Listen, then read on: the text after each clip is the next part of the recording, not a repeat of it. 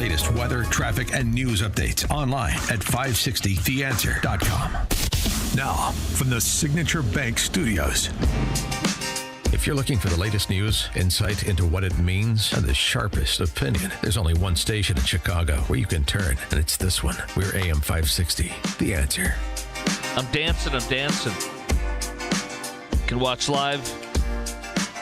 Chicago's Morning Answer live. Go to YouTube, type in Chicago's Morning Answer. Boom!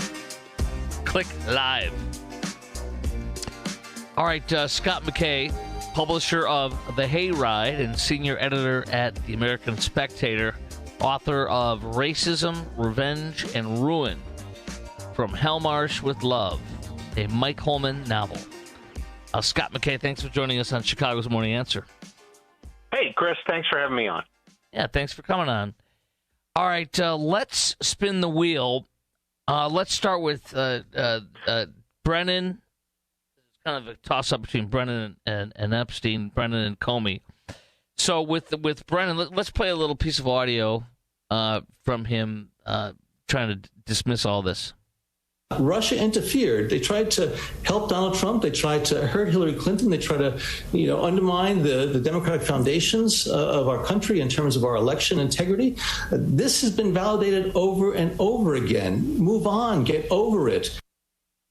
Well, that's certainly not. Yeah, that's not how I feel. I'm going to guess that's not how you feel. What do you? What's your reaction? Well, it kind of sounds like he believes that, which is.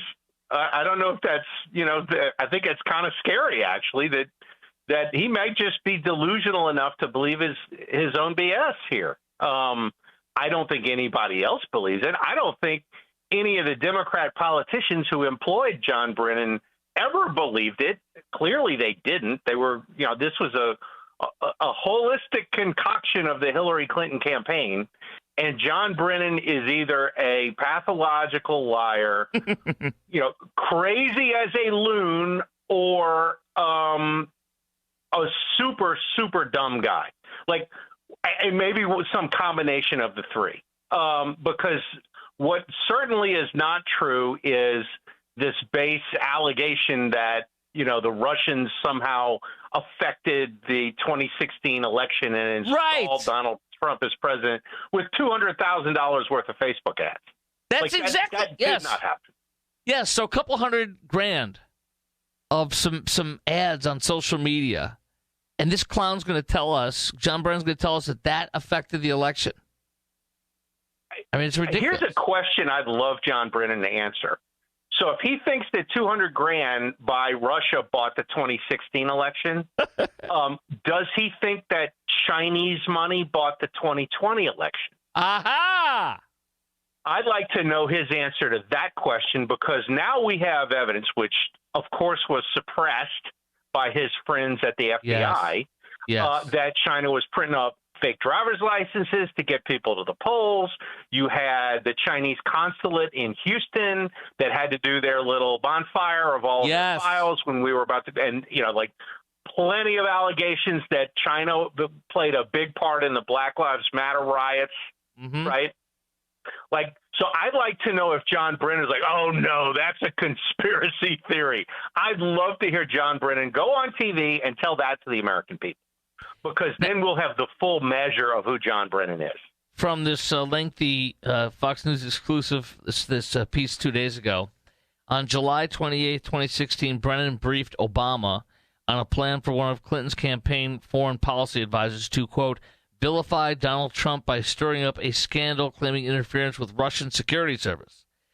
In the office that at the time was Biden, Attorney General Loretta Lynch, and James Clapper, and in the Brennan-Obama meeting. This whole thing was open and rigged and done with the blessings of Obama and Biden et al., correct?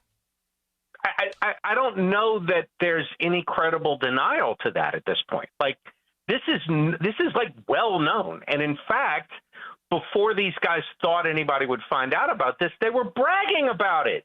Like, that's the whole Peter Strzok, Lisa Page thing, right? Right. They were bragging about it. Oh, yeah, he won't win. We got an insurance policy against this guy. Like, they were open about it. They were so arrogant it wasn't even funny. And then they managed to control the original investigation of this thing, which was the Mueller investigation, which was a joke. That's been proven to be a joke. And for John Brennan to hold on to this, it's, I keep coming back to the Kevin Bacon and Animal House meme because it's just so good at explaining this. But this is him, standing on the sidewalk, and everybody's running by in a panic, and he goes, "Oh, all is well," right? Like that's who John Brennan is at this point. And it's humorous if you can get past the utter insult of this guy, peeing on your leg and telling you it's raining. Yeah. Okay, now, Scott McKay, publisher of The Hayride and senior editor at the American Spectator, and author of Racism, Revenge, and Ruin from Hellmarsh with Love, a Mike Holman novel. Do you see, now that the Justice Department, FBI Director Kash Patel has gotten a criminal referral from the DOJ, do you actually see this being prosecuted? Do you actually see this with Brennan getting some sort of punishment or jail time? Well, can you prosecute it someplace other than Washington, D.C. is my question. If you can do this, and I don't know where Brennan lives. I don't know if he lives in Maryland or Virginia, or, I would guess in Northern Virginia, you might be able to get something like a real trial. We've already seen with, what prosecutions have been had on the Russia hoax, that a jury in Washington, D.C. you're wasting your time even bringing up, trying to get an indictment, because they will not, these people will not, they will not allow any of their own to be held accountable for anything. Do you see them? That's for people like Scooter Libby, not John Brennan. So if you can try him in Virginia, I could see Brennan coming to grief, and I could see the same thing for Comey and Clapper and some of these other guys.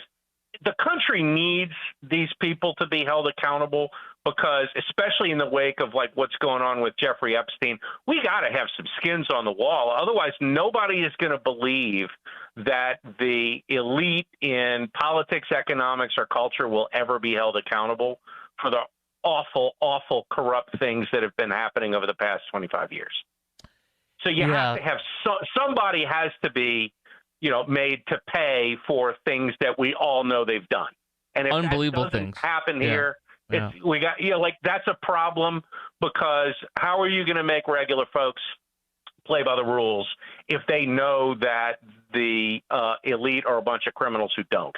How about this? Regardless of what jurisdiction the case is brought to you, do you anticipate or do you feel that prosecution is likely, even if they don't get a conviction or anything? Do you feel that charges and prosecution is likely in this, a criminal prosecution? Yes. I mean, I can understand it if there's no way to prosecute these guys outside of D.C. I can understand how you'd say that, we're not going to waste our time. I get that, but I still think you got to climb that hill. Right. I agree. I think you got to. And if a jury in D.C. votes no, then at that point you start moving pieces of the government out of Washington. Right. Yes. It's okay, well, we're going to do collective punishment, and I'm going to destroy the economy of this town because it's full of people who need to be destroyed. Right. Yeah. That would be your justification for, agriculture department moving to, St. Louis or Kansas City or something. And then, the rest of these agencies getting dispatched to, parts of the country that,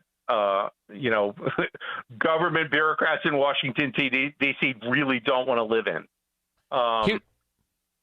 Here's a column from The Spectator. And I believe you wrote this one, didn't you, about Epstein, the Epstein mess? Yeah. Okay. It's up this morning, yeah. Yeah, right on. So the Epstein mess was always going to end this way, it says, that you wrote. And then also you talk about how Trump's approval rating ticked down in Rasmussen's tracking poll released Wednesday. A lot of people that are Trump supporters are mad at him for the Epstein stuff. Yeah. I am not. And here's one of the things I read about from my buddy Eric Erickson in his column, that, the reason why they don't have a client list is because the majority of these victims, these young ladies at the time, or girls, it was signed NDAs, non-disclosure agreements, and they need to, not blaming them, not attacking them, but they need to come forward and say, I was one of the victims. Here are the people that are on that list that I know of, and say that. And that the non-disclosure is not going to get anybody to talk, and so the only way to do it would be the victims to come forward. Does that sound about right to you for why we have no idea who all these clients are? Well, I think it's a twofold thing, and if you read the piece that's up at the Spectator, I think it's at the top of the front page of the Spectator right now. I say that basically you'd have to go by what's in the files, like if they have video and all of this kind of stuff. If you can't get the girls to come forward, and the girls are either it's an NDA. I don't know if you can necessarily make an NDA hold if it's conceal a crime, right? But, I mean, okay, then there's the Virginia Giuffre story, right? And a couple of months ago, she committed suicide. Yes. I'm not convinced that had anything to do with Epstein. But it's not like she's had a real happy experience after she outed Prince Andrew with this. Right. So there's that. And so either they're scared stiff, they got paid off, right? Either way, nobody other than Virginia Giuffre has come forward. So you'd have to depend on the file. And Team Obama, which includes, the corporate Joe Biden, they were in charge of that file for 12 of the last 16 years. I can tell you that file, that's like a dime bag of cocaine that's been cut with so much baby powder nobody can get high off of it anymore. They have adulterated that file to the point where there's just you can't prosecute anybody based on what Pam Bondi got. Right. And then she had to fight like hell to get what she got, and it's not usable. So there's that issue. But then the other issue, and I talk about this in the column, is this thing almost certainly devolves from the realm of law enforcement to the realm of intelligence. Right. And everybody has talked about, Jeffrey Epstein and Ghislaine Maxwell were Mossad assets, if not agents. And I guarantee you they couldn't just be working for Mossad on American soil. They were working for the CIA too. Right. So you get into a situation where this becomes a really deep mess. And I'm not just theorizing about this. If you'll remember back in 2017, I guess it was, Alex Acosta, who ended up being labor secretary in the Trump administration the first time, had been the U.S. attorney down in Miami. Yes. And had been involved in the prosecution of Epstein. Yes. And Acosta in 2017 said, I was told he was intelligence. Yes. So we know that there is some relationship there. And if you're going to do this and you're going to take down Mossad for, running teenage hookers to get compromat on powerful people, it's morally, I think it's certainly justified to do that. Right. But Mossad's not going to just sit there and take that. They're going to spill the beans on all kinds of things that nobody wants spilled. And so you get to the point real quickly where it's okay, do we really go through this, ugly reckoning that maybe we do need as a society, but once we start in on that, we're not going to be able to do anything else? Or do we kind of try to sweep this under the rug, take the hit? And I think they've chosen the latter, and I don't think it's an irrational choice, especially given the first part of this, which is the girls aren't coming forward, and you have to have actual evidence to be able to indict whoever, Bill Clinton or Bill Gates or whatever, who's going to have the best lawyers in the world. And you're going to do this without evidence?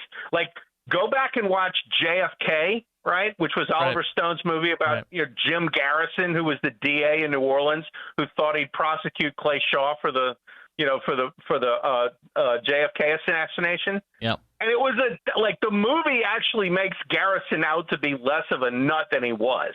That was a textbook case of a prosecution you do not bring.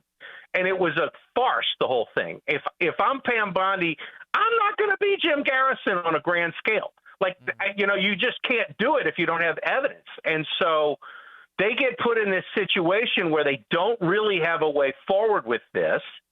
And it's a mess from the standpoint of that, now you're going to get into the realm of intelligence and start airing things out that nobody wants aired out for nothing. Right. And so, this is a totally disgusting situation. It's rotten all the way down. But and the worst part is, I don't know how you fix it. I really don't know how you fix it. You could leak all this stuff to the media, but what do you have to leak? Scott, yeah, we got to roll, but I love your take, man. I love it, and I love what you've, your passion on this, and for all these stories. Hey, can I do a quick plug? Yeah. Okay, so this weekend at spectator.org, we are serializing the newest Mike Holman novel. It's called Blockbusters. It's about a conservative takeover of Hollywood. And so we're cutting this thing into 9 episodes, and the first one drops Saturday morning. So make sure you check out spectator.org. You're going to love this book. It's awesome. Thank you, Scott. Appreciate your time and your take, man. Talk soon. Thanks a lot. Have a great one. Thank you. You too. All right, we'll hit up real fast on Biden's doctor pleading the fifth. Coming up next, AM 560, The Answer. Connect with Dan and Amy on the AM 560 The Answer mobile app. Just text the word app to 64636 to download the app today. Hi, I'm Ken Mariotti, owner of Woodland Windows and Doors, a third-generation family-owned business since 1969. We know you're bombarded by choices when shopping for new windows or doors, so we're inviting you to experience the Woodland difference. For decades, we have been transforming living spaces with Marvin Windows, a fifth-generation family business. Marvin replacement windows have been known to increase the warmth of your cold rooms by 10 degrees. Think about that, 10 degrees warmer. When you welcome Woodland into your home, you will get a product expert to transform your living spaces, full-time, dedicated professional installers that you can trust in your home, along with the best products like Marvin. These are the reasons we're proud of our 5-star reviews and family legacy. No gimmicks, no